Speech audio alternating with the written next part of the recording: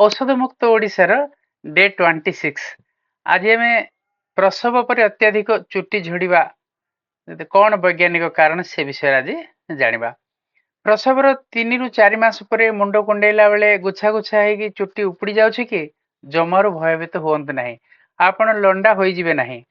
गर्भावस्था रे oestrogen hormone जोगु चुट्टी झड़वा बंद थाए, किंतु प्रसव पर एई एस्ट्रोजन हार्मोन हठात कमी जिवारु एका संगरे बहुत चुट्टी झड़वा आरंभ होइथाए। दामी शैम्पू लगाइले यह बंद हेब नहीं, कारण यह शरीरर भितरर समस्या। निज खाद्य रे आयरन, जिंक, बायोटिन एवं पर्याप्त प्रोटीन डाली, अंडा, पनीर, मांस, माछ एवं विभिन्न प्रकार आपणकर काबुली, राजमा सामिल करंतु। तो साइंटिफिक एविडेंस अनुसार आयरन जहाँकि फेरिटिन एवं प्रोटीन रो सठिक मात्रा ही नुआ चुट्टी उठिबारे साहाय्य करिथाए। तो यही चुट्टी झड़िया अस्थायी, सठिक न्यूट्रिएंट मिलिले खूब शीघ्र आपणक मुंडरे पुणी नुआ एवं मजबूत चुट्टी बाहरी आसिबो।